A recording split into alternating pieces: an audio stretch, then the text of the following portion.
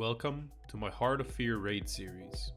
To start this series off, I'm gonna upload a VOD with some commentary to quickly give you a rough boss guide, while I'm working on finishing the detailed raid guides, but that's still in production.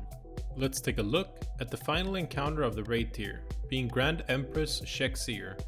This fight should be quite a bit easier than what you just went through with the Amber Shaper. However, healing requirements are still quite high, so I'd definitely go 3 healers for this one.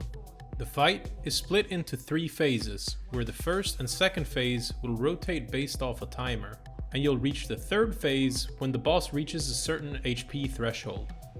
Luckily, all of the phases are quite simple since they don't have a lot of mechanics, but execution is going to be key in order to get through it. The primary mechanic of phase 1 is called dissonance fields, but before we explain that, let's quickly go over the general mechanics which are going to be prevalent throughout each phase 1. So occasionally the boss is going to place a tank debuff, and when you get to 3 stacks you're simply going to swap. The boss also uses an ability called Dread Screech, where the boss attacks random raid members and they splash for AoE damage to nearby allies. To minimize this, you're going to need to balance AoE healing through the likes of Healing Rain and taking splash damage from this effect. But if you spread out 5 yards in between, you should be totally fine. So let's move into the dissonance fields. The only way to remove a dissonance field is to stand inside it and cast spells and use abilities. Once you do so, you drain the energy of the dissonance field, and when it reaches 0, it explodes and does very heavy raid-wide damage. You're gonna get 2 sets of dissonance field per phase 1, totaling 4 fields for each phase. Once they spawn, one of them will get corrupted after a short while, which means that it's gonna do ticking damage to the entire raid, and you want to try to deplete this one as soon as possible. The key factor here is that the dissonance fields are not depleted at the same time, so you have time to stabilize your raid before the second one explodes. We can easily see which of the fields is going to be corrupted by the black appearance which it gains once it's corrupted. A really important addition to this is that once you're inside a dissonance field, you're unable to get heals from outside, so you need to make sure to step out so you can get topped off whenever you have to. To tie this all together, there's also a debuff which is called Cry for Terror, which is randomly placed on a DPS or healer player. Once you're affected, you're gonna do raid-wide damage unless you're standing in a dissonance field, so in general, the person that gets the cry is gonna go inside the dissonance field and deplete the energy as soon as possible.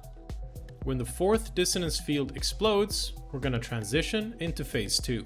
In phase 2, the entire fight revolves around managing adds, and your tanks will be put to the test when rotating their defensives to survive. The boss spawns 6 wind blades and 2 reavers, with 4 coming from each side of the room. Each add buffs any adjacent adds with a damage amp, so damage taken early on will be very high, and I would suggest that you front load big defensives to start off the phase. Both add types have several mechanics which are important to get through the phase, but once you break it down in a strategy approach, it becomes quite simple.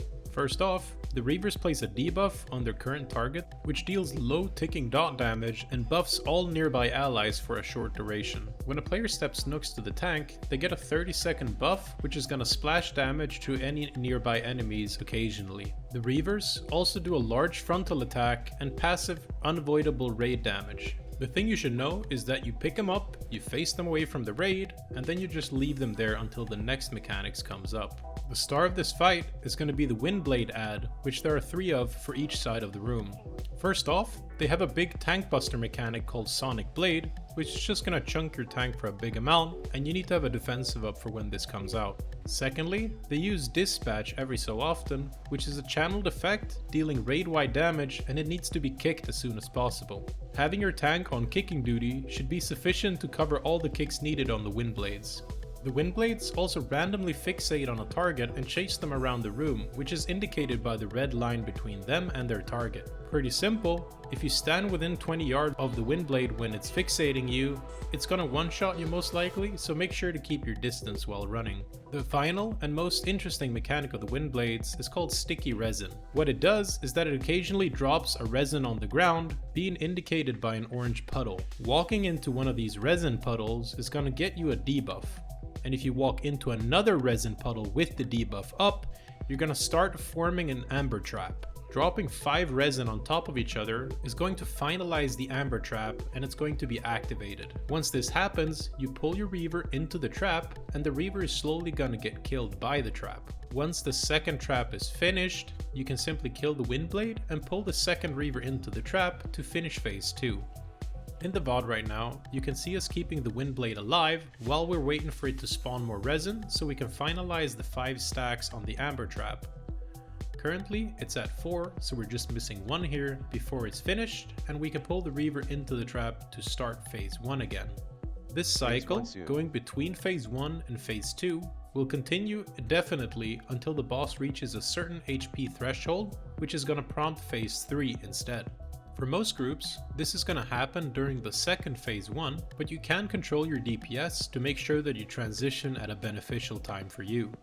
In our group, we struggle more with P2 than P1, so we try to transition during P1, but you should remember that the dissonance fields are going to carry over to P3, and you need to have good cooldowns available to survive those overlaps. In general, phase 3 is pretty easy. You should try to stack up to utilize AoE healing since there are several mechanics that do raid-wide damage. The first specific mechanic is a big frontal cone which you need to dodge with your raid, but it's pretty projected and easy to dodge. The hardest mechanic in this phase is called Visions of Demise. It places a 4-second debuff on 2 random targets of your raid, and once they get debuffed, they run out to the side and wait for the debuff to end. When it ends, they and any target within a close proximity gets feared, and this needs to be dispelled as soon as possible. If you have Shamans, Tremor Totem, and Totem Reset talents are really good for this phase in particular. There's also an ability called Heart of Fear, which is very similar to the Exhale mechanic of Zorlok. A beam targets a random player and deals heavy damage to them for a few seconds. Cycle defensives if you have this on you, but otherwise you can just simply heal through it.